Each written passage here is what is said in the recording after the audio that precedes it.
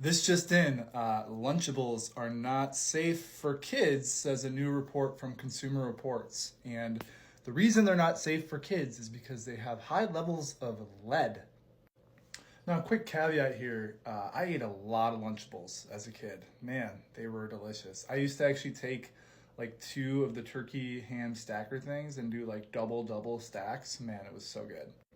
However, just last week, Consumer Reports came out and said that uh, Lunchables are very high in hormone disrupting chemicals and high levels of lead and sodium. So we knew about the sodium, but the lead is kind of threw me for a loop. Another little interesting piece of this article is that apparently the pepperoni pizza, the crackers and cheesy pizza contains 69 to 74% of the amount of lead that we're supposed to have a day.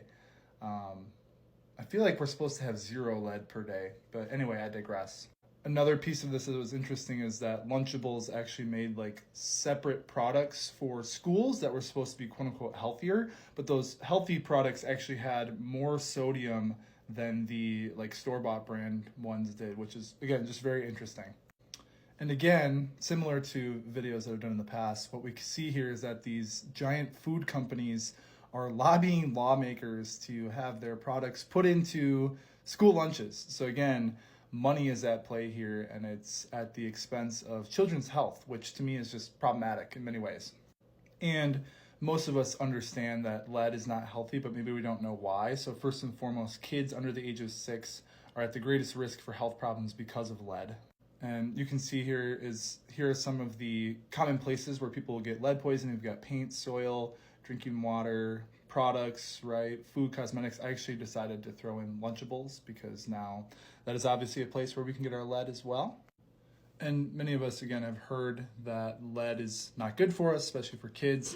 Obviously, and here are some of the effects. So it impacts brain. It's a neurotoxin, so it impacts brain health. It impacts growth and development. It impacts the nervous system, which we know controls everything in the body. It impacts learning and behavior. It can cause hearing and speech problems. So a lot of problems with lead, and yet we have children's foods that are designed and marketed towards children that have lead. Again, boggles my mind.